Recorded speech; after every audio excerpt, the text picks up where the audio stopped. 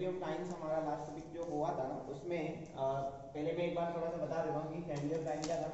ये दो लाइन के इंटरसेक्टिंग पॉइंट से, ये इनका इंटरसेक्टिंग पॉइंट दिख रहा है, पास होने वाली जितनी भी लाइनें हैं, ठीक है, वो सारी क्या है, फैमिली ऑफ लाइंस। इसमें से कोई भी लाइन उठा लो एक्सेप्ट दिस टू लाइन, ये तो आपको गिवन लाइन है, ये तो इनको छोड़ करके इसके अलावा कोई भी लाइन उठा लो जिसकी इक्वेशन अगर आपसे पूछी जाए तो वो इक्वेशन क्या होती है,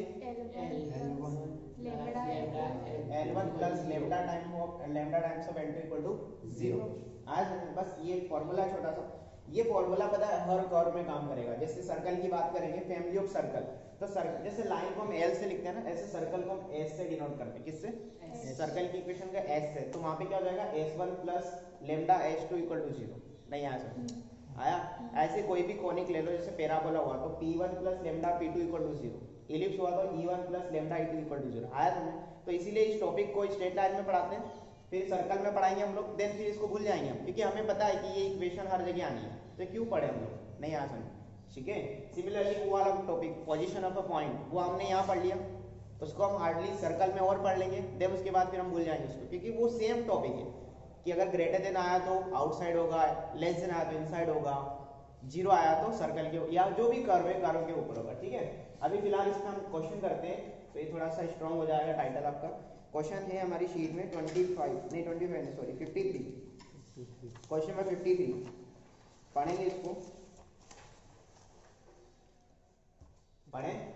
क्वेश्चन नंबर 53 दिया हुआ है कि वो कह रहा है find equation of line passing through the intersection point of 2x plus y minus 1 is equal to 0 and क्या दिया हुआ है 3x minus y plus 1 is equal to 0, which is के बाद उसने चार अलग अलग सेक्शन दिए हैं, वो चारों सेक्शन को हमें सॉल्व करना है, ठीक है। अब देखो इधर हमें क्या पूछा है, find the equation of line passing through the intersecting point of this two line.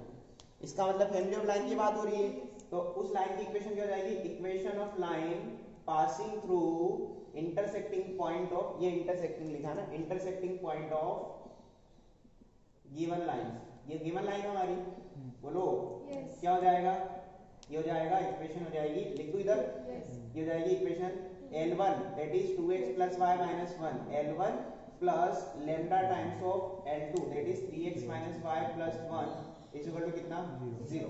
आया समझ में इतना, ठीक है। इसमें ध्यान रखना, जैसे ये कांस्टेंट अगर उधर दिया है ना तो कांस्टेंट को पहले इधर ले लेना, नहीं आ समझ, तभी तो लाइन की प्रॉपर इक्वेशन इसके अंदर आएगी आपके पास। L1 का मतलब RHS में 0 और LHS में जो भी कंटेंट है वो पूरा यहाँ पे लिखना है, क्लियर है, ध्यान रखना।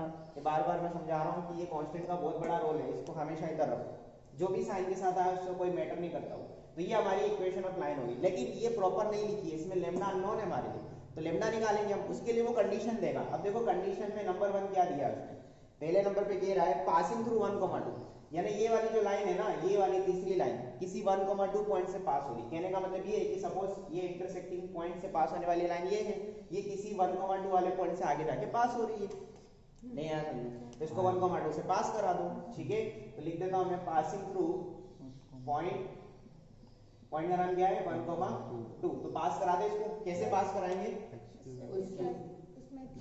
x और y की जगह 1 और 2 रख दें। देखो इसको थोड़ी देर के लिए मैंने इक्वेशन 1 बोल दिया, क्योंकि अल्टीमेटली हम लेमडा निकाल के इसी में रखेंगे, ठीक है। तो 1,2 से पास करा तो देखो x की जगह 1, y की जगह 2 रखो पूरे में, तो x की जगह 1 रखने पर कितना 2, y की जगह 2 रखा तो प्लस का 2 माइनस का 1, ब्रैकेट लगाया प्लस लेमडा टाइम्स ऑफ, ये मल्टीप्लाई हो रहा है इसके साथ, ध्यान रखना। यहाँ पे कितना रखेंगे 3 1 जा 3 माइनस का 2 प्लस का 1 इज इक्वल टू 0। बढ़िया, ये कितना हो रहा है 4 माइनस 1 दैट इज 3, बहुत अच्छे, प्लस 4 माइनस 2 दैट इज 2, सही है क्या, तो ये जाएगा प्लस का 2 लेमडा, सोचो ना ये 2 और ये लेमडा, बोलो इक्वल टू कितना 0। तो यहाँ से लेमडा कितना आ रहा है माइनस में 3/2 आ रहा है कि नहीं आ रहा है, लेमडा मिला, लेमडा उठा के यहाँ रख दो, तो हमारी इक्वेशन ऑफ लाइन आ जाएगी गिवन कंडीशन 1,2 वाली, ठीक है। तो इक्वेशन ऑफ लाइन हो जाएगी फ्रॉम इक्वेशन 1 ये जाएगा 2x plus y minus 1, lambda की जगह माइनस का 3/2 रख दिया, लेमडा रख दिया, तो मल्टीप्लाई में कितना है 3x minus y plus 1 is equal to 0। अब इसको थोड़ा सा अच्छे से लिख देते हैं, कैसे लिखेंगे अच्छे से, इसको एलसीएम ले लें, इसमें 2 एलसीएम आ जाएगा, हो जाएगा 4x प्लस का 2y माइनस का 1 माइनस का 9x प्लस का 3y माइनस का 3 और अपॉन वाला जो एलसीएम वाला 2 है वो कहाँ चला जाएगा, 0 में चला जाएगा। सर वहाँ पे 2 नहीं आएगा, कहाँ पे 2 आएगा, मतलब -1। ओके ओके, अब सही है। एलसीएम लेना आता है ना तुम लोगों को, ठीक है ना। अपॉन 1 खींचो, 2 एलसीएम आएगा, 2 से ये पूरा मल्टीप्लाई हो जाएगा, माइनस का अंदर मल्टीप्लाई कर दो, 2 0 में भेज दो। अब इसको अच्छे से लिखो, ये 4x माइनस 9x कितना हो जाएगा, -5x। इधर लिख देता हूँ, ठीक है। ये हो जाएगा माइनस का 5x और ये प्लस का 5y हो जाएगा, प्लस का 5y और ये कांस्टेंट कांस्टेंट कितना -5 इज इक्वल टू 0। पूरे में से -5 कॉमन खींच लो, 0 में भेज दो, कितना हो जाएगा ये x माइनस का y प्लस का 1 इज इक्वल टू 0। तो ये आपकी वो लाइन हो गई जो इन दोनों के इंटरसेक्टिंग पॉइंट से पास हो रही थी और आगे जाके 1,2 से भी पास हो रही थी, यानी फैमिली ऑफ लाइन की एक इक्वेशन ये आया समझ, ठीक है। तो ये पहली कंडीशन के हिसाब से आंसर आया। अल्टीमेटली हमें क्या करना है, ये जो लाइन की इक्वेशन लिखी है ना लेम्डा टर्म्स में, लेम्डा की टर्म्स में, इसमें हमें लेम्डा निकालना है एनी हाउ, वो कंडीशन जैसी देगा वैसे। आया समझ, पॉइंट से पास कराया तो हो गया, दूसरी कंडीशन के हिसाब से लेम्डा कुछ और आएगा। आया समझ, पहले इसको कॉपी करो। देखो अब इसी में सेकंड पार्ट करें सॉल्व। यस, और सेकंड पार्ट में यहीं पे सॉल्व कर देता हूँ, हालांकि इक्वेशन ऑफ लाइन मैंने उसको दो लिखना था, बट एनीवे ठीक है। वो कह रहा है max equal intercept with coordinate axis. कौन इक्वल इंटरसेप्ट कौन बना रहा है, ये वाली लाइन बना रही है, ये दोनों बना रहे हैं, ये वाली लाइन, इसी की बात हो रही है ना। ये 1,2 से पास हुई, अब यही लाइन इक्वल इंटरसेप्ट बना रही है कोऑर्डिनेट एक्सिस के साथ। तो देखो कोऑर्डिनेट एक्सिस अगर ये इक्वल इंटरसेप्ट बना रही है, पहले तो ध्यान से देखो, मैं इस इक्वेशन को ना, ये इक्वेशन क्या ये अभी आपको ax + by + c के फॉर्म में दिखाई दे रही है क्या, नहीं दिखाई दे रही है। अरे दो लाइन का अलग अलग वो लिखा हुआ ना, इसको एक लाइन बनाते हैं। देखो कैसे बनेगी, 2x + y - 1 प्लस लेम्डा का मैं अंदर मल्टीप्लाई करूँ तो हो जाएगा 3 लेम्डा x माइनस में लेम्डा y प्लस में लेम्डा इज इक्वल टू 0। अब देखो इन दोनों में x है, x कॉमन खींच लो, अंदर क्या बचेगा 2 + 3 लेम्डा, सोचो है ना। तो ये आपका ax हो जाएगा, सही है क्या, ax। अब dy लेके आता हूँ, देखो इन दोनों में y है, y कॉमन खींचोगे तो अंदर क्या बचेगा 1 + -लेम्डा, प्लस कहाँ दिख रहा है तेरे को, ये 1 बचेगा और ये माइनस का लेम्डा बचेगा, y बाहर आ जाएगा और कांस्टेंट कांस्टेंट एक साथ, प्लस का -1 प्लस लेम्डा या लेम्डा -1 अलग कर दिया, कोई दिक्कत है इसमें। अब देखो इसको चेक करो, ax + by plus constant equal to 0 आया। तो ये लाइन है, अब इस लाइन में लेम्डा अभी भी अननोन है। ये लाइन जो है ना कोऑर्डिनेट एक्सिस के साथ इक्वल इंटरसेप्ट बनाती है। तो कुछ इक्वल इंटरसेप्ट का माइंड में कुछ कॉन्सेप्ट है तुम्हारे क्या, x intercept is equal to y intercept. हाँ वो तो ठीक है, x बढ़िया, x intercept equal to y intercept. तो कैसे निकालेंगे हम इसका x इंटरसेप्ट और y इंटरसेप्ट निकालेंगे, क्या बोलते हो, इसका x इंटरसेप्ट और y इंटरसेप्ट कैसे निकालेंगे हम लोग।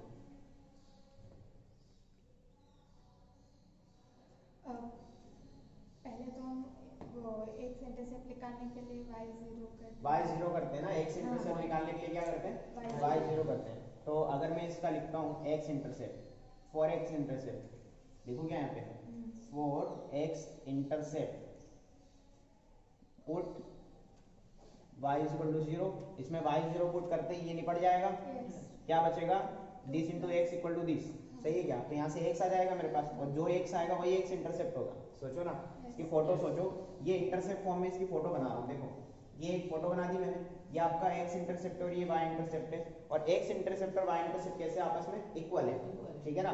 तो अगर आपको ये पॉइंट निकालना है तो पुट y = 0, क्योंकि ये पॉइंट समथिंग कॉमा 0 है और ये वाला पॉइंट क्या हो जाएगा 0 कॉमा समथिंग, आया समझ में। तो ये वाला पॉइंट का x कोऑर्डिनेट आपका x इंटरसेप्ट हो जाएगा और ये वाले पॉइंट का y कोऑर्डिनेट y इंटरसेप्ट हो जाएगा, वही तो हम निकाल रहे हैं। तो अगर इसमें मैं y 0 रखता हूँ तो निपट जाएगा, वो जाएगा उधर, तो जाएगा 1 - लेम्डा, सोचो ये उधर जाएगा ना, तो 1 - लेम्डा हो जाएगा, ठीक है ना। और डिवाइड में क्या हो जाएगा 2 + 3 लेम्डा, सही है। ये आपका x इंटरसेप्ट आ गया। सिमिलरली y इंटरसेप्ट निकालेंगे, फॉर y इंटरसेप्ट ऊपर लिख देता हूँ, फॉर y इंटरसेप्ट क्या पुट करेंगे, x = 0 पुट किया, तो देखो इसमें x की वजह 0 पुट कर दी, निपट जाएगा। y कितना दिखेगा आपको, y दिखेगा 1 - में लेम्डा डिवाइडेड बाय 1 - लेम्डा। अरे तो बहुत अच्छी बात है, y 1 आ गया, क्या बोलते हो, y 1 आ गया। लेकिन y 1 आने से फायदा क्या होगा, y = 1 आ गया, ठीक है ना। फायदा ये होगा कि y इंटरसेप्ट 1 है और y इंटरसेप्ट और x इंटरसेप्ट कैसे आपस में बराबर है, तो इनको बराबर कर दो, तो x = y कर दूं, ठीक है ना, तो 1 माइनस लेमडा को 2 प्लस 3 लेमडा और इनको बराबर कर दिया क्रॉस मल्टीप्लाई कर दें, लेमडा निकल आएगा 1 minus lambda is equal to 2 plus 3 lambda. इसको उधर ले जाओ, ये उधर जाएगा तो 4 लेमडा हो जाएगा equal to 2 minus 1 that is minus 1। सही है, तो लेमडा कितना आया माइनस का 1/4। देखो अल्टीमेटली हमारा पर्पस क्या है, हमारा पर्पस है लेमडा लाना, हमें तो लेमडा रखना है ना ये वाली इक्वेशन में, नहीं आया समझ। तो फ्रॉम इक्वेशन 1 कहां लिखूं, इधर लिखूं, from 1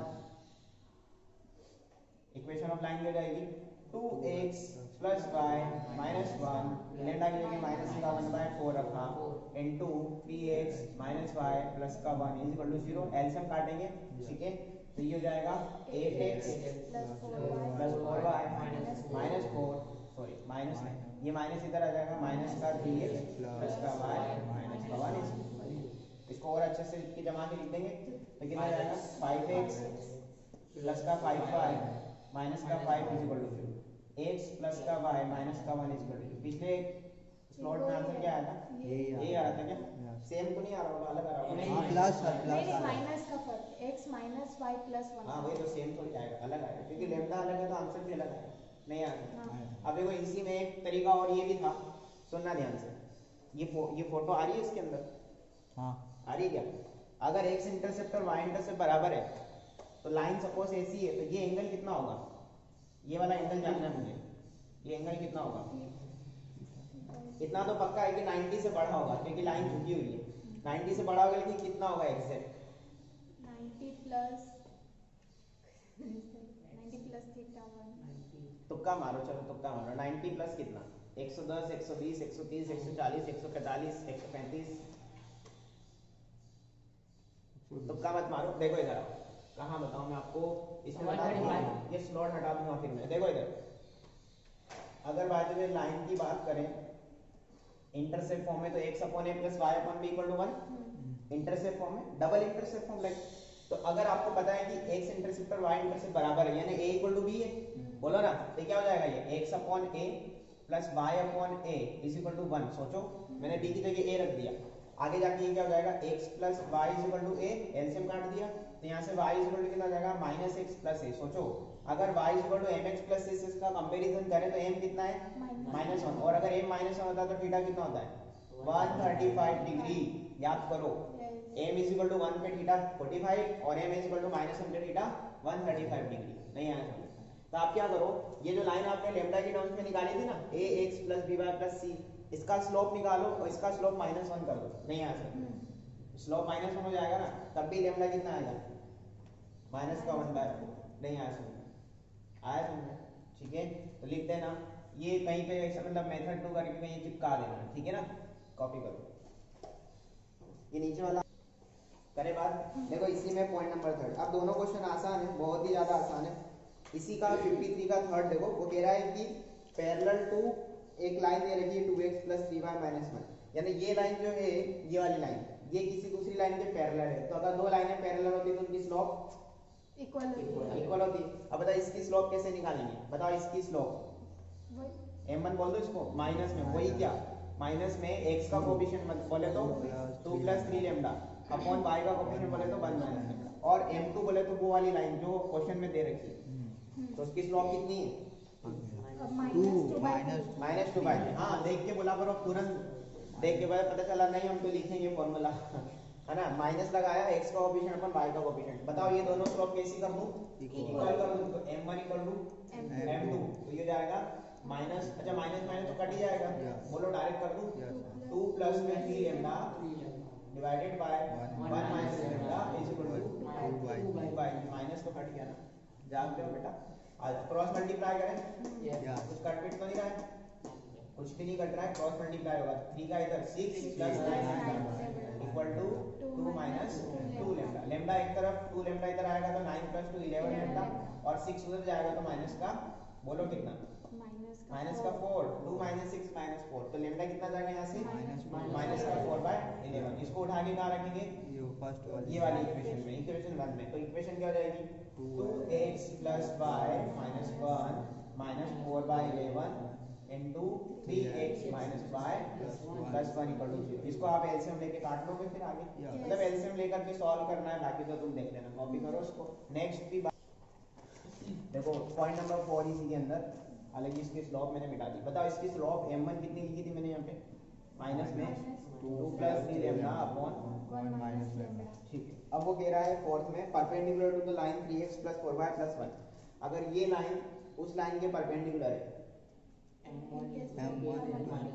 m1 into m2 equal to -1, तो m1 तो मेरे पास है, m2 कितना है उस लाइन का स्लोप बोलो, 3/4. माइनस में कितना 3/4, ठीक है, minus of 3/4, m1 into m2 equal to -1 कर देते हैं, ठीक है। Yes. m1 multiplied by m2 is equal to -1, फिर जाएगा माइनस में 2 plus 3 lambda upon 1 minus lambda, this is m1 multiplied by m2 कितना है माइनस का 3/4 इक्वल टू कितना -1, ये माइनस माइनस प्लस हो जाएगा, ऊपर ऊपर मल्टीप्लाई करो तो 6 प्लस 9 लेम्डा, नीचे नीचे मल्टीप्लाई करो तो 4 माइनस 4 लेम्डा इक्वल टू कितना माइनस, क्रॉस मल्टीप्लाई किया तो 6 plus 9 lambda equal to 4 lambda minus का 4, सही क्या, ठीक है। लेम्डा लेम्डा एक तरफ तो 9 minus 4 that is 5 lambda equal to 6 उधर जाएगा तो माइनस का 10, करेक्ट है क्या, बोलो तो लेम्डा कितना आएगा माइनस में, ये लेम्डा उठा के कहाँ रखेंगे, बोलो इक्वेशन 20, सही है ना, इसमें रख देंगे इसको, तो कितना आ जाएगा 2x plus y minus 1 minus 2 times of 3x minus y plus 1, इसको सॉल्व कर लोगे आगे, एक स्टेप में कैलकुलेशन है, मल्टीप्लाई करना है, एक स्टेप आप लिख लेना, कॉपी करो। क्वेश्चन नंबर 54 करें, ये दो क्वेश्चन और हैं जो फैमिली ऑफ लाइंस पर ही डिपेंडेंट है। क्वेश्चन नंबर 54 में करूंगा, 55 आपसे करवाऊंगा, तो इसलिए ध्यान से समझें इसको। वो कह रहा है कि if ABC are in AP, question number 54 में बोल रहा है कि ABC कहाँ पर है, AP के अंदर है, arithmetic progression, then line AX plus BY plus C is equal to 0 passing through a fixed point, then find the point, मतलब हमें ये बताना है कि ये लाइन किस पॉइंट से पास हो रही है, वो पॉइंट का कोऑर्डिनेट बताना है। तो कैसे हम सोचेंगे इसमें, सबसे पहले आपके दिमाग में क्या आता है, आपके पास दो इन्फॉर्मेशन है, पहली इन्फॉर्मेशन कहता है कि ABC AP में, तो क्या करेंगे हम लोग, अगर ABC AP में होते हैं तो क्या होता है B minus A is equals to C minus B. उससे आगे क्या होता है, मुझे तो फाइनल रिजल्ट पे लेके जाओ। अगर 3 नंबर AP में होते हैं तो हम लोग उसको कैसे लिखते हैं, बीच वाले का double, B is equals to A plus C. हाँ यही तो मुझे सुनना है, नहीं आता तुमको भूल गए, बीच वाले का डबल इज इक्वल टू दोनों कॉर्नर वाले नंबर का sum, that is known as AM, अरे 3 नंबर का AM, याद आया कुछ, ठीक है, बीच वाला AM होता है इन दोनों का, तो 2B is equal to A plus C, इसको अच्छे से लिखेंगे, अच्छे से लिखना है इन द सेंस कि इसको मैं ऐसा लिख रहा हूँ A, सॉरी लेकिन वो मेथड 2 में मैं बताऊंगा, चलो ये 2B is equal to A plus C हो गया, ठीक है, तो क्या यहाँ से B is equal to A plus C by 2 आ जाएगा, सोचो सही है क्या, ये जो B की वैल्यू आपने निकाली ना उसको उठा के यहाँ रख दो, नहीं आया समझ, यही कर सकते हैं, इसके अलावा क्या चॉइस, कोई चॉइस है आपके पास इसके अलावा, नहीं आया समझ, बोलो ना, कोई चॉइस है आपके पास, उसका करोगे क्या, आपको तो आपको ये बताना है कि ये लाइन किस पॉइंट से पास होती है, पॉइंट कैसे सोचेंगे उसके बारे में बात करेंगे। देखो ये जाएगा AX प्लस B की जगह कितना रख दिया मैंने, A plus C by 2 multiplied by Y plus C is equal to 0, इसको थोड़ा सा अच्छे से लिख देते हैं, तो ये कितना हो जाएगा, बोलो 2AX प्लस A प्लस, या इसको मैं ऐसा लिखूं AY प्लस CY, या ठीक है चलो A प्लस CY ही लिखा रहने दो, A plus C times of Y plus कितना 2C इक्वल टू 0, बताओ आप क्या करें, सोचो क्या कर सकते हैं हम इसके अंदर,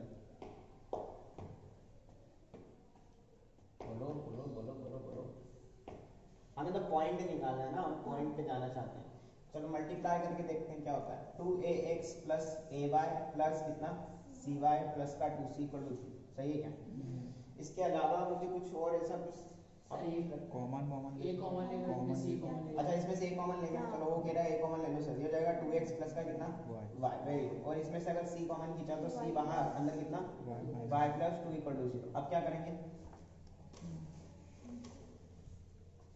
हाँ पहुंच गए ऑलमोस्ट, आप लोग किनारे पे आ गए सर A और C को करेंगे और इधर से 2B is equal to AC है ना, मतलब सर किनारे पे हो आप, बस थोड़ा सा सोच लो फैमिली ऑफ लाइन होता क्या है, अच्छा फैमिली ऑफ लाइन में इक्वेशन क्या होती है? L1 plus lambda L2. क्या इसको आप L1 प्लस लेमडा L2 लिखवा सकते हो मेरे को?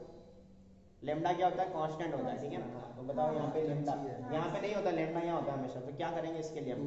मतलब ए से उसको पहले arrange हम कर देंगे। एक मिनट, हाँ मतलब ए मल्टीप्लाई कर देंगे और उसको ऐसे न ऐसे रहने देंगे। ए डिवाइड करेंगे, नहीं आया समझ में, क्योंकि यहाँ पे हमें कांस्टेंट नहीं चाहिए, इसको हटा दो। यहाँ पे सिर्फ एक इक्वेशन दिखनी चाहिए, मुझे दिख रही है 2x प्लस वाई, नहीं आया समझ में। और यहाँ भी एक इक्वेशन दिखाई दे रही है y प्लस 2, तो a से डिवाइड मार दो तो हो जाएगा 2x प्लस वाई, ये आपका L1 हो जाएगा। सोचो ना, लाइन 1 प्लस का c बाय a इंटू कितना y प्लस का 2 इज इक्वल टू कितना 0। अब आप चेक करो ये L1 plus lambda L2 equal to 0 की फॉर्म में, क्लियर है क्या? यानी फैमिली ऑफ लाइन लिखा हुआ है, equation of line passing through the intersecting point of this two lines, नहीं आया समझ में। तो आपको क्या करना है, आपको इस लाइन के बारे में बताना है। ये लाइन अल्टीमेटली क्या है? फैमिली ऑफ लाइन है। तो अगर आप इन दोनों का इंटरसेक्टिंग पॉइंट निकाल लेते हो, इन कॉर्नर वाली लाइनों का, अरे इन दोनों लाइन का, ये दोनों लाइनें ये है सपोज L1 L2, नहीं आ सकती, इसके इंटरसेक्टिंग पॉइंट से तो वो पास हो रही होगी ना, क्योंकि this is nothing but family of line. इसको अरेंज करते गए इसकी हेल्प से, तो हमें फैमिली ऑफ लाइन मिल गया। तो मैं इन दोनों का इंटरसेक्टिंग पॉइंट निकालता हूँ। तो 2x plus Y equal to 0 को मैं सोल्व करता हूँ y प्लस 2 इक्वल टू 0 के साथ, सही है क्या? तो यहाँ से तो डायरेक्ट आ रहा है y इक्वल टू कितना माइनस का 2, इसको उठा के यहाँ रख दो तो x आ जाएगा। कोफिशिएंट इक्वल करके जब वो तीन दुकान ना बचाना है, बहुत आसान है ना। तो पता चला नहीं सर हम तो y के कोफिशिएंट हम तो सबट्रैक्ट करेंगे, अरे y निकल रहा है डायरेक्ट तो निकालो, ये इक्वल टू का साइन है, ठीक है? तो y के लिए माइनस 2 यहाँ रखोगे तो x कितना आएगा 1 आ जाएगा, सही है क्या? तो ये आपका पॉइंट ही आ गया x, y, नहीं आ समझ, तो पॉइंट क्या जाएगा 1, माइनस 2। अरे आसान है ना, बोलो क्या किया हमने? हमने इस गिवन इक्वेशन से ये लिखा, यहाँ से b की वैल्यू उठा के यहाँ रखी, अरेंज करते गए, कॉमन लिया, फिर हमें L1 प्लस लेमडा L2 का फॉर्म दिखा, नहीं आ सकता, ठीक है? ये तो हो गया इसका पुराना ओल्ड मेथड। अब इसका सेकंड मेथड देखो, वो ज्यादा शायद आपको समझ में आएगा। यहाँ पे लिख दूं क्या? इधर दिख रहा है, थोड़ा ही कवर होगा, थोड़ा ही कवर हो रहा है। अच्छा तो फिर क्या किया जाए? चलो पहले इसको कॉपी किया जाए, तो पहले कॉपी करो। देखो हमारे पास दो इन्फॉर्मेशन थी। पहली इन्फॉर्मेशन क्या थी कि एबीसी एपी में है और हमें ये बताना था कि ये लाइन किस पॉइंट से पास होती है, ठीक है? तो मेथड 2 वो ज़्यादा पॉपुलर मेथड है और आपको मैं सजेस्ट करूंगा कि अगला क्वेश्चन भी आप उसी मेथड से करें। ये देखा जाए तो छोटी मेथड है, जल्दी आप पहुंच जाओ। अगर एबीसी एपी में है तो क्या मैं ऐसा लिख सकता हूँ 2b equal to a plus C? क्या मैं इसको ऐसा भी लिख सकता हूँ a minus 2b plus C equal to 0? सोचो, सही है क्या? अच्छा इसके बाजू में मैंने ये वाली लाइन लिख दी ax प्लस by, बाजू के से उसके पैरेलल मैंने ये लाइन लिख दी, ठीक है? अब ये लाइन से ये लाइन कैसे आई सोचो। अब किसी ने x की जगह इसमें कितना रखा होगा? x ने कितना रखा होगा? 1 रखा होगा ना, तो a into 1 that is a, और y की जगह कितना रखा होगा? माइनस का 2, तो सोचो ना माइनस का 2 रखती माइनस का 2 भी, और c तो c है वो कुछ भी हो सकता है। तो ये कंपैरिजन कर लो, ऑन कंपेयरिंग, नहीं आ समझ बोलो, on comparing x is equal to कितना 1 and y is equal to कितना माइनस 2, तो पॉइंट क्या है डायरेक्ट 1, और पहले भी कितना आ रहा था? यही तो आ रहा था, कुछ नया थोड़ी आया है, मेथड ही तो बदली इसकी, ठीक है? तो 55 होमवर्क है आपके लिए, है ना? होमवर्क इन द सेंस कि आप उसको अभी ट्राई करेंगे, ठीक है? देखो इधर नाम मेंशन करो तुम। अगर एबीसी एचपी में है, अगर एबीसी इधर देख लो, अब अगर एबीसी एचपी में है तो क्या कभी हमने एचपी में काम किया है? हम कभी एचपी में काम नहीं करते, हम एपी में ले जाते हैं नंबर्स को। तो इसका उल्टा कर दो, 1/a 1/b और 1/c कहाँ हो जाएंगे? एपी में हो जाएंगे ना। एपी का उल्टा एचपी होता है, तो एचपी का उल्टा एपी होगा ना, ठीक है? अब ये तीनों नंबर एपी में, तो बताओ बीच वाले का डबल बराबर आजू बाजू वाले का क्या सब, इसको जमा के लिखो, तो 1/a माइनस में 2/b प्लस का 1/c कितना 0 हो जाएगा। अब ये वाली इक्वेशन उठा के ले आओ, x/a plus y/b plus 1/c minus 1 equal to 0, क्योंकि राइट साइड 0 होना चाहिए दोनों में। आया समझ में? ये दोनों इक्वेशन रेडी है, इनको मुझे कंपेयर करना है। बताओ यहाँ पे इससे यहाँ तक जाने के लिए x कितना रखा होगा किसी ने?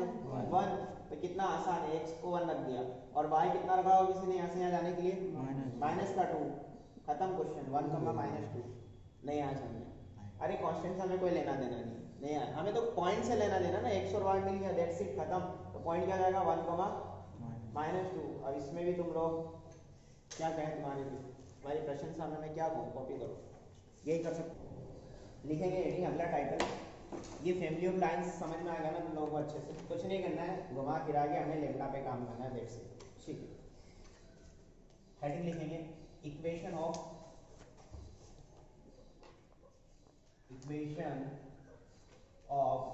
Angle bisector.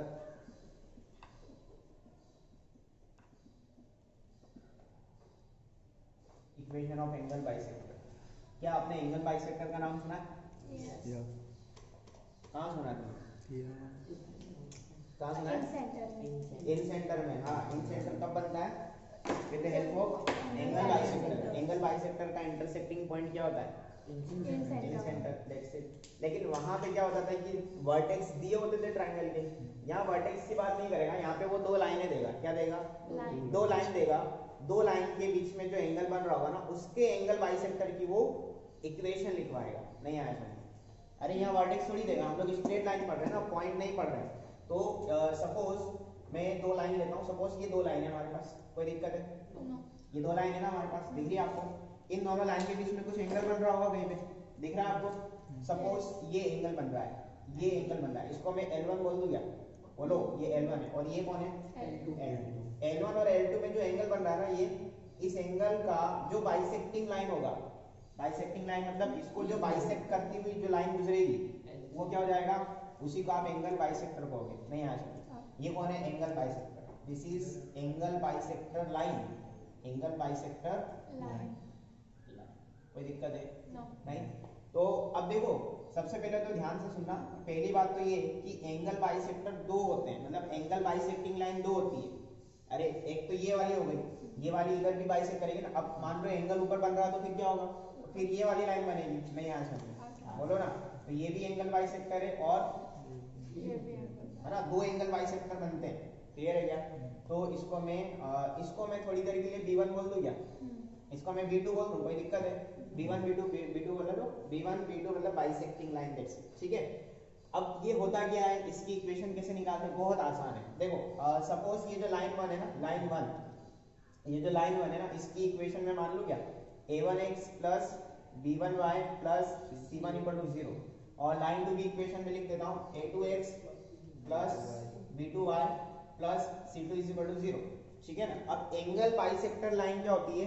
एक पॉइंट का लोकस होता है। क्या बोला मैंने? Angle bisecting line is the locus of a point. तो इसका मतलब ये है कि इस एंगल बाइसेक्टिंग लाइन पे बहुत सारे पॉइंट होंगे, उन सारे पॉइंट को मिला के किसी ने लोकस बनाया ना, और वो लोकस क्या है? स्ट्रेट लाइन है। तो देखो सपोज ये पॉइंट है, इस पॉइंट की अगर मैं बात करूं तो एंगल बाइसेक्टर लाइन के इस पॉइंट से L1 और L2 की परपेंडिकुलर डिस्टेंसेस, क्या बोला मैंने? L1 L2 पर इस पॉइंट से परपेंडिकुलर डिस्टेंसेस, यानी ये डिस्टेंस परपेंडिकुलर डिस्टेंस और ये डिस्टेंस बराबर होती है। क्या होती है? इक्वल होती है। यानी अगर मैं L1 पे P1 बोल देता हूँ और L2 पे P2 बोल देता हूँ, P1 P2 क्या है? Perpendicular distances. ठीक है, तो P1 इक्वल टू P2। नहीं आना। ये पॉइंट आप कहीं भी ले लो, ये पॉइंट यहाँ लिया था, अभी इसको सरका दो थोड़ा सा, इधर सरकाया, तो ये डिस्टेंस और ये डिस्टेंस कैसी होंगी? बराबर होगी। समझ में आ रहा है क्या? ये पॉइंट अगर यहाँ हुआ तो ये डिस्टेंस और ये डिस्टेंस कैसी होंगी? बोलो। और ये दोनों डिस्टेंसेस कैसी है? Perpendicular distance. तो अगर इन सारे पॉइंट को मैं मिला दूं तो एंगल बाइसेक्टिंग लाइन हो जाएगी, यानी लोकस बन जाएगा। नहीं आया समझ? तो एंगल बाइसेक्टिंग लाइन की जो डेफिनेशन होती है ना, वो ये होती है कि it is the locus of a point whose perpendicular distances from both line L1 and L2 are equal। नहीं आया समझ? आ रहा है क्या? और ऐसे कितने एंगल बाइसेक्टिंग लाइन होती है हमारे पास? दो। क्लियर है?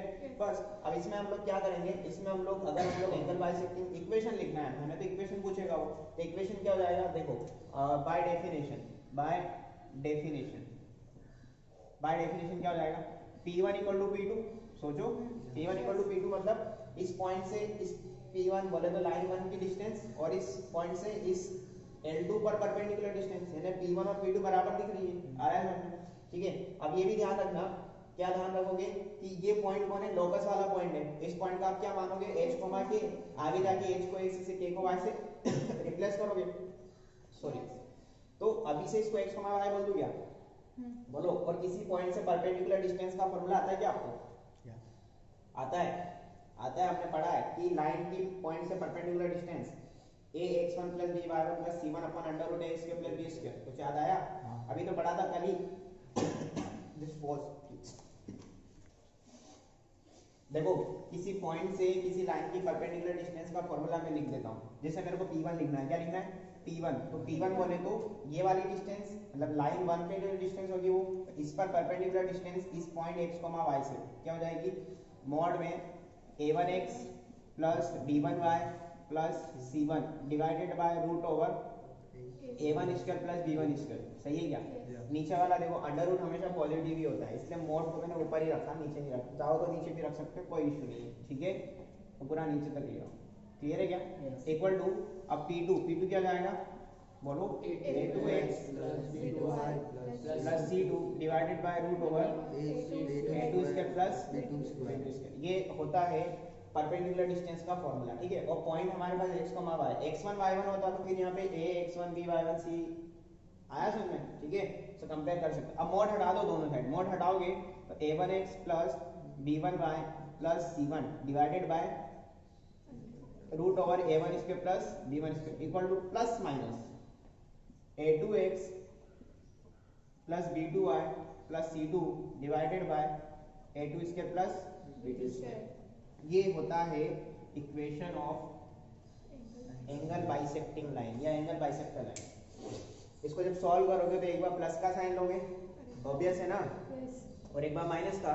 जब प्लस का साइन लोगे और माइनस का साइन लोगे तो b1 और b2 की दो इक्वेशन निकल जाएंगी, और दो आनी भी चाहिए, नहीं तो पता चला एक ही आया फिर हमारे पास आंसर। दो आनी चाहिए ना, दो एंगल बाइसेक्टिंग लाइन बन रही है तो। ठीक है, कोई डाउट है इसमें? कुछ नहीं, आपको सिर्फ ये फॉर्मूला याद रखना। और एक इस फॉर्मूले की खास बात क्या पता है, ये फॉर्मूला आपको 12th में फिर आएगा जब आप 3D पढ़ोगे। क्या पढ़ोगे? 3 डायमेंशनल ज्योमेट्री। अभी आप क्या पढ़ रहे हो? 2D पढ़ रहे हो पूरा। ठीक है, तो जब 3D पढ़ोगे ना तब ये वापस आएगा फॉर्मूला, वहां पे प्लेन में आएगा, प्लेन में इसको हम पढ़ेंगे। ठीक है, अभी फिलहाल हम इसको लाइन में पढ़ते हैं। ठीक है, तो ये फोटो बनाएंगे, उसके बाद दो पॉइंट लिखेंगे, एक से दो पॉइंट, एक तो डेफिनेशन पॉइंट और एक वो वाला पॉइंट की दो बाइसेक्टर बनेंगे, देन फिर ये वाला पॉइंट, ये पॉइंट नंबर 3 है। ठीक है ना, तो मुझे याद दिला देना पॉइंट नंबर 2 और पॉइंट नंबर 1 इस डायग्राम के बाद आपको लिखना। ठीक है, डायग्राम बनाओ बोलो, लिखेंगे। देखो पॉइंट नंबर 1 लिखेंगे, ये मत लिखना अभी, पॉइंट नंबर 3 है ये, यहाँ से बाय डेफिनेशन वाला। आप पॉइंट नंबर 1 लिखेंगे। देखो angle bisector line is locus of a point,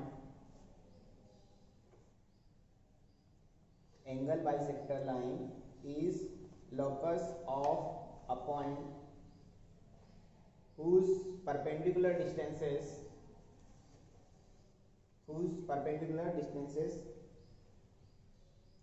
from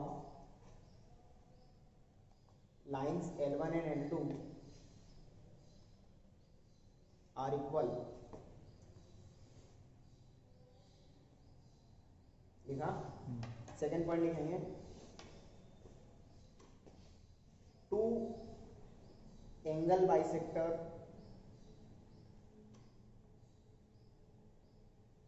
are exist. Bracket में लिख लेना B1 एंड B2, समझ में आ जाएगा ना डायग्राम से। अगर दो एंगल बाइसेक्टर है तो उनकी दो लाइंस भी बनेंगी। ठीक है, ऑब्वियस बात है। अब लिखेंगे पॉइंट नंबर 3 यहाँ से बाय डेफिनेशन वाले पार्ट से। ठीक है, देखो heading, pair of straight lines, pair of straight lines।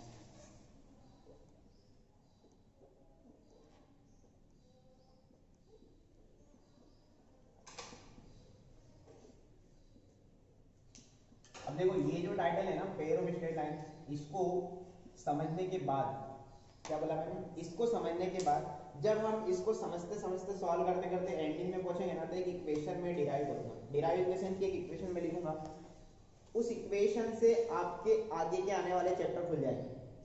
नहीं आ समझ?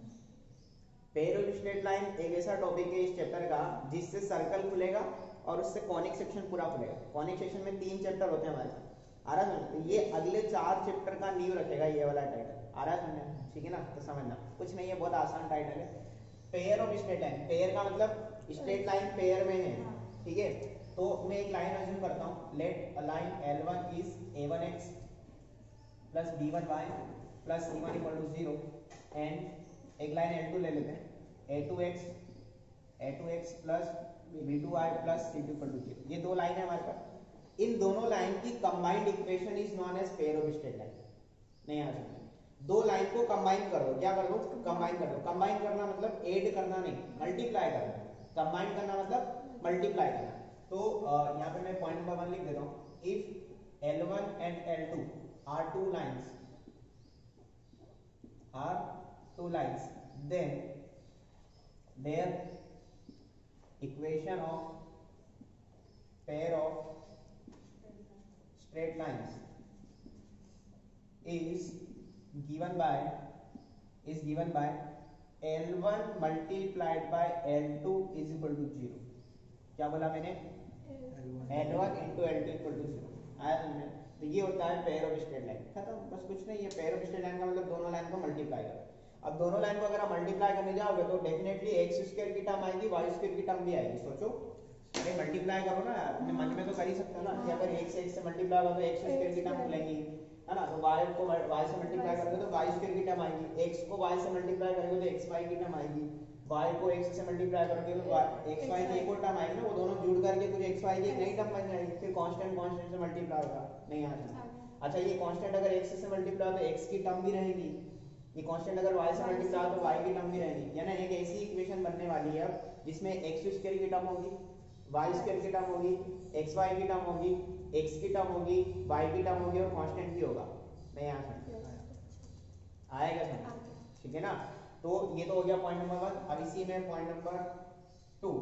तो अगर मैं L1 क्रॉस L2 0 करता हूँ, यानी a1x plus b1y plus c1, ये अपना L1 है, इसको मल्टीप्लाई करेंगे हम a2x plus b2y plus c2 equal to 0 से।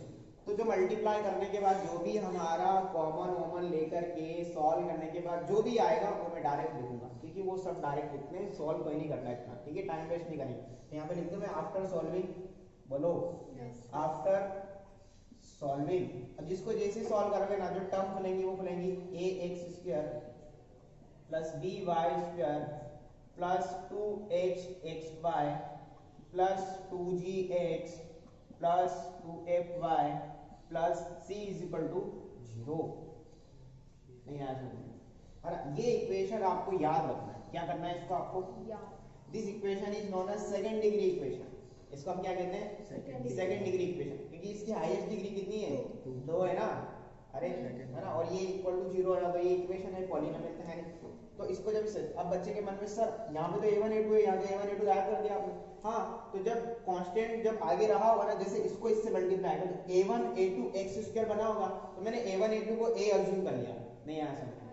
जैसे b1 y को b2 y से किसी ने मल्टीप्लाई किया तो b1 b2 y को मैंने b अज्यूम कर लिया। वो मेरी मर्जी, कुछ भी अज्यूम करो, अल्टीमेटली कोएफिशिएंट है ना, ab 2h 2g 2f c और क्या है, सब कोएफिशिएंट है। आ रहा है समझ? तो this is second degree equation. और यही सर्कल भी बनाता है, यही क्या बनाएगा, यही आगे जाकर के कॉनिक सेक्शन डिफाइन करेगा पूरा। क्लियर है इतना? आ रही बात समझ में? ठीक है ना। पहले इतना लिखें फिर आगे बात करते हैं। देखो इतना पहले यहाँ तक कॉपी किया ना। देखो पॉइंट नंबर 3 देखो, लिखना L1 cross L2 equal to 0 is a second degree equation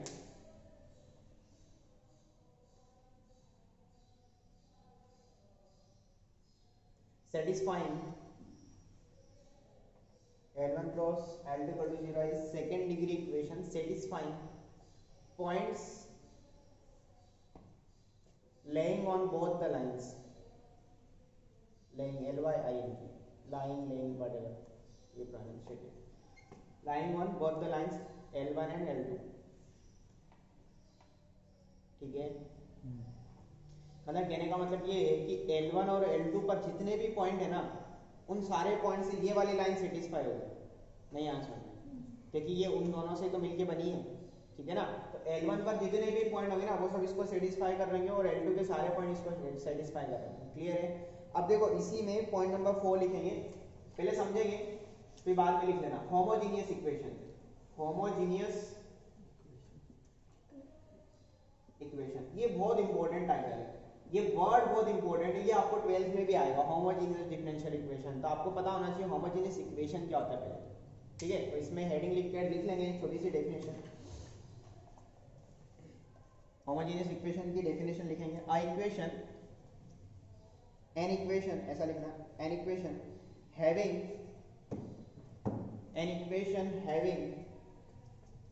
degree of x and degree of y, an equation having degree of x and degree of y is equal, known as homogeneous equation.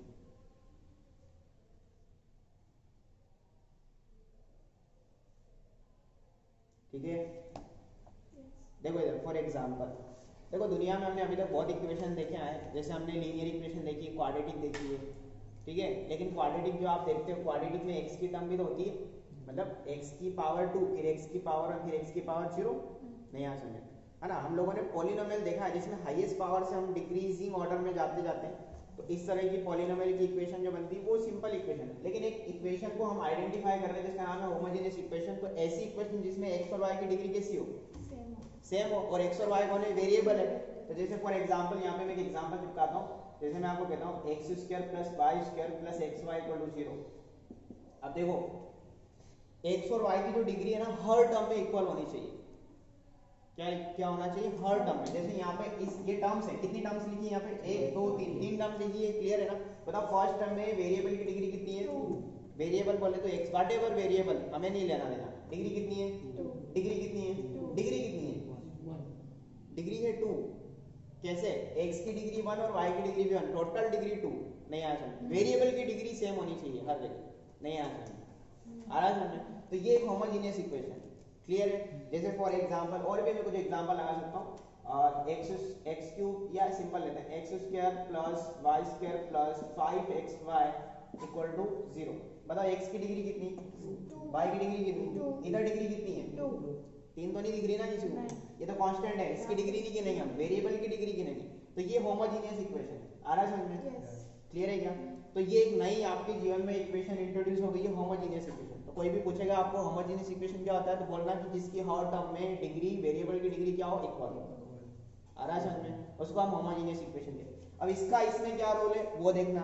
जिस दिन मैं इस equation को, ये equation दिखाई दे रही है आपको, अगर मैं यहाँ से यहाँ तक तोड़ देता हूँ, यहाँ से यहाँ तक 3 टर्म तक, तो देखो डिग्री कितनी है, डिग्री कितनी है, डिग्री कितनी है, 2 भाई 2h कोफिशिएंट है, पहले चिल्ला चिल्ला के बोला, ये कोएफिशिएंट है, कांस्टेंट है, xy की डिग्री गिनो आफ्टर 2, ठीक है ना। तो ये होगा हमारे लिए सेकंड डिग्री होमोजेनियस इक्वेशन, नहीं आंसर, इसको हम क्या बोलेंगे, सेकंड डिग्री। सेकंड डिग्री मतलब हर एक की डिग्री 2 है, तो अपना अगला टाइटल हो जाएगा 5 नंबर पे सेकंड डिग्री होमोजेनियस इक्वेशन। लिखो heading, second degree homogeneous equation, ठीक है। और इस इक्वेशन को अगर मैं लिखूंगा तो कैसे लिखूंगा, देखो हेडिंग लिख लिया, ये हो रहा है ना, दिख रहा है इसमें, कवर हो रहा है, हाँ हो रहा है, दिख भी रहा है ना तेरे को। देखो इधर, इधर देखो, इधर देख लो, मैं एक लाइन अज्यूम करता हूँ, ax प्लस by या a1x plus b1y equal to 0, और एक सेकंड लाइन मैंने अज्यूम किया a2x plus b2y equal to 0। कोई दिक्कत है इसमें, किसी को दिक्कत हो सकती है कि सर c कहाँ गया, c मैंने हटा दिया, नहीं आ समझे। और आपको मैं बाद में एक बार पहले शायद नहीं बता चुका हूँ और एक बार फिर याद दिला रहा हूँ कि जब भी किसी इक्वेशन में, जब भी किसी कर्व की इक्वेशन में अगर कांस्टेंट नहीं होता है, प्लस का c नहीं होता, तो वो ओरिजिन से पास होती है हमेशा, नहीं आ समझे। तो ये दोनों ओरिजिन से पास होने वाली लाइन, अगर ये दोनों ओरिजिन से पास हो रही तो इनका मतलब इनका एक इंटरसेक्टिंग पॉइंट ओरिजिन रहा होगा। अरे बाकी तो रहे होंगे, हमें लेना देना नहीं, लेकिन इनका एक इंटरसेक्टिंग पॉइंट ओरिजिन है, नहीं आ समझे। अगर इसको और इसको मैं देखूंगा, दोनों ओरिजिन से पास हो रही तो इंटरसेक्टिंग पॉइंट कौन है, और हालांकि इंटरसेक्टिंग पॉइंट तो एक ही होगा इसका, इंटरसेक्टिंग पॉइंट ओरिजिन है, ये तो कंफर्म है, ठीक है।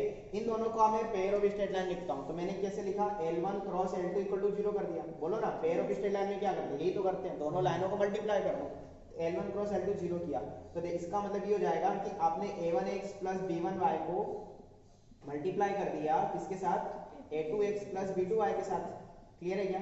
और जिस दिन इसको आप मल्टीप्लाई करके पूरा ओपन करोगे और कुछ लेट वेट करोगे टर्म्स को, तो क्या मिलेगा आपके पास, ax square plus 2hxy plus में B Y square equal to 0। Again constant नहीं आया क्योंकि कांस्टेंट तो है ही नहीं इसमें, नहीं आ सकता। देखो इसको इससे मल्टीप्लाई करोगे तो एक्स स्क्वायर की टर्म आएगी, इससे मल्टीप्लाई करोगे तो एक्स वाई की टर्म और वाई स्क्वायर की टर्म, तो इसमें ultimately x square x y और वाई स्क्वायर की टर्म होगी। यानी कि अगर मैं दो इक्वेशन जो ओरिजिन से पास हो रही है उनको मल्टीप्लाई करता हूं तो जो सेकंड डिग्री इक्वेशन आएगी वो सेकंड डिग्री होमोजेनियस इक्वेशन आएगी। कैसे?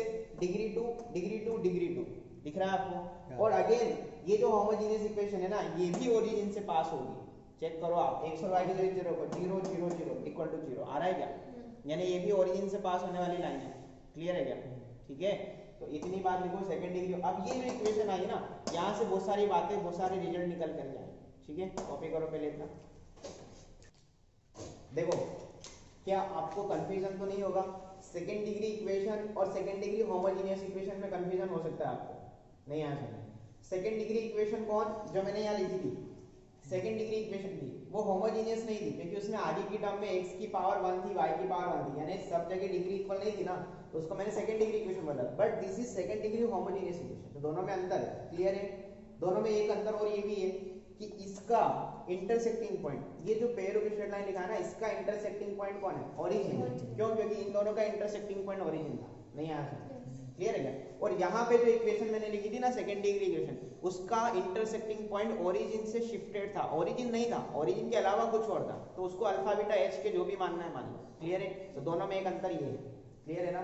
ठीक है, अब देखो ये जो सेकंड डिग्री होमोजेनियस इक्वेशन है ना हमारे पास, क्या बोला मैंने? सेकंड डिग्री होमोजेनियस इक्वेशन है। ये क्या है? पेयर ऑफ स्ट्रेट लाइन है एक तरीके से देखा जाए तो। पेयर ऑफ स्ट्रेट लाइन है तो दोनों में स्ट्रेट लाइन के बीच में कोई एंगल बन रहा होगा, तो उस एंगल का फॉर्मूला होता है डायरेक्ट हमारे पास tan theta is equal to, लिखो मेरे साथ साथ 2 times of under root a square minus ab sorry h square minus ab upon 2ab। ठीक है, सॉरी यहाँ पे 2 नहीं आया, root h square minus ab upon 2ab। ठीक है, लिखा? ओके, एक सेकेंड इसको मैं थोड़ा मॉडिफाई कर रहा हूँ। इसको 2 ऊपर ही आएगा और नीचे a प्लस भी आएगा। ठीक है, 2 times of root h square minus ab, क्योंकि ऊपर भी ab नीचे भी ab हो जाएगा। ठीक है ना, अपॉन a प्लस b। ये फॉर्मूला बहुत रेयरली यूज होता है बट आपको याद होना चाहिए। फॉर्मूला क्या होगा? tan theta equal to 2 under root h square minus ab upon a plus b। आपको पता है a b और h कौन है? a कौन है? a x स्क्वायर का कोएफिशिएंट, h कौन है? h x y के कोएफिशिएंट का हाफ, सही है क्या? और b कौन है? y स्क्वायर का कोएफिशिएंट। तो इसमें आपस में रिलेशन बना के हमने एक फॉर्मूला निकाल लिया टू tan थीटा का। इसी के अंदर मैं 6.1 करके एक पॉइंट लिख रहा हूं, लिख दूं क्या? ठीक है, अब देखो ये दो इक्वेशन है जिनका इंटरसेक्टिंग पॉइंट ओरिजिन। क्लियर है क्या? ठीक है ना, और इन दोनों ने सेकंड डिग्री होमोजेनियस इक्वेशन है।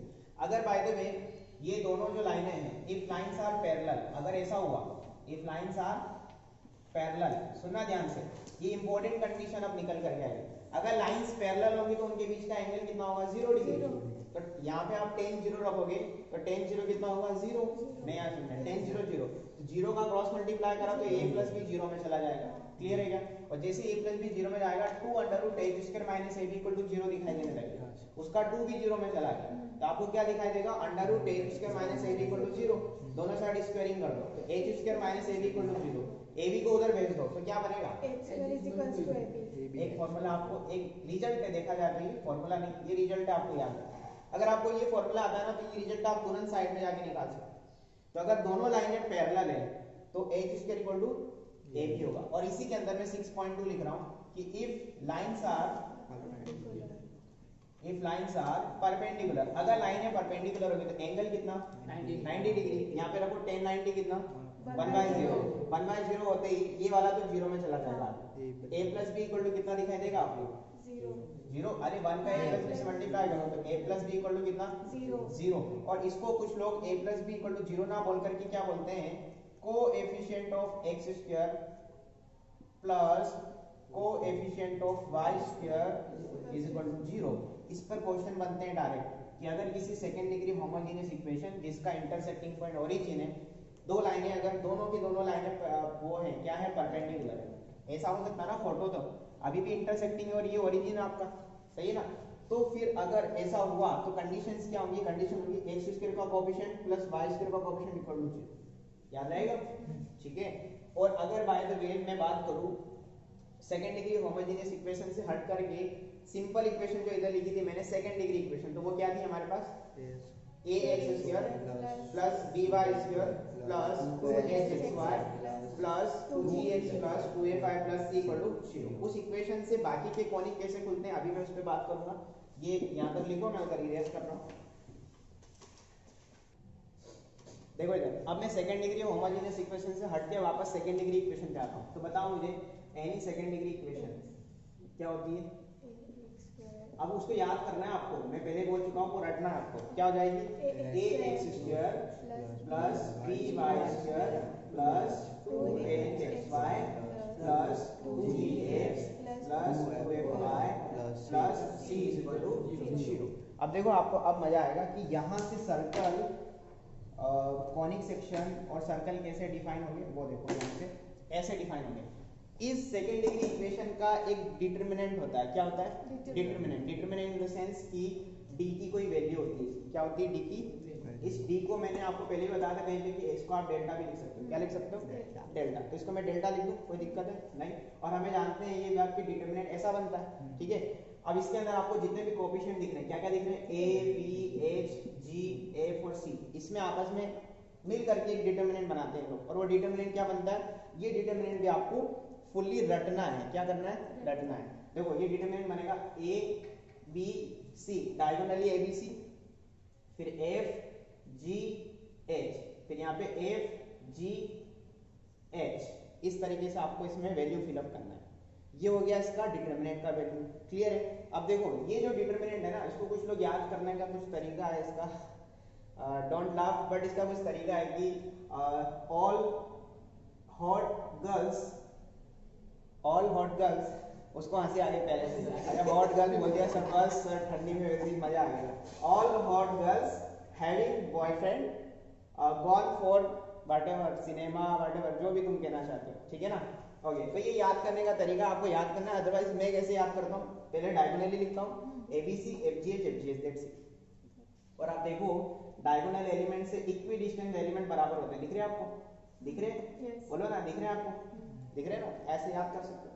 अब इसी से 7 में 7.1 में लिख रहा हूँ, अगर ये डेल्टा, अब देखो डिस्क्रिमिनेंट जब आप सॉल्व करते हो तो दो आंसर आते हैं, या तो डिस्क्रिमिनेंट 0 होता है या 0 नहीं होता है। नेगेटिव पॉजिटिव कुछ होगा ना, नहीं आंसर में।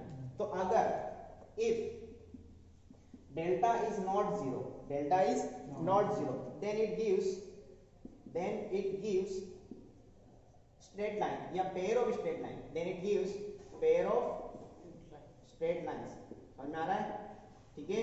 और सेकंड है इसी के अंदर 7.2, अगर डेल्टा 0 हो गया, if delta is 0 then, और सॉरी मैंने उल्टा लिख दिया, if delta is 0 then it gives क्या, pair of straight line। if delta is not 0 then it gives conic, then it gives conic। conic is like circle and ellipse, parabola and hyperbola, आने वाले हमारे upcoming chapter. आ रहा है समझ में? तो अगर बाय द वे डेल्टा 0 हुआ तो क्या देगा ये, पेयर ऑफ स्ट्रेट लाइन। और अगर डेल्टा 0 नहीं हुआ तो क्या देगा ये, कॉनिक सेक्शन देगा। कॉनिक सेक्शन की शुरुआत, चाहे वो सर्कल हो कुछ भी हो, उसकी शुरुआत में हम पहली बात ये पढ़ते हैं, हम शुरुआत यहाँ से करते हैं, ये इक्वेशन लिखते हैं और ये डिफाइन कर देते हैं पहले से कि इसका डेल्टा 0 नहीं है। अगर डेल्टा 0 नहीं है तभी तो कॉनिक बनेगा, वरना फिर आपका पेयर ऑफ स्ट्रेट लाइन बन जाएगा। पेयर ऑफ स्ट्रेट लाइन कभी सर्कल नहीं बनेगा। Circle even pair of straight line is one of the case of circle. Circle को आप खींचो दोनों साइड से, नहीं आ समझ तो कोई कितना वो हो जाएगा, फ्लैट हो जाएगा ना, पूरा फ्लैट हो जाएगा। जैसे फ्लैट होगा तो वो पेयर ऑफ स्ट्रेट लाइन दिखेगा आपको। नहीं आ रहा समझ? आ रहा है ना? तो ये ध्यान रखना कि अगर डेल्टा 0 है तो वो क्या देगा, पेयर ऑफ स्ट्रेट लाइन, और अगर डेल्टा 0 नहीं है तो क्या देगा, ये कॉनिक देगा। क्लियर है? ठीक है। इसका याद करने का तरीका अगर आपको अच्छा लगा हो तो लिख लेना अपने हिसाब से। ठीक है, मिलते हैं।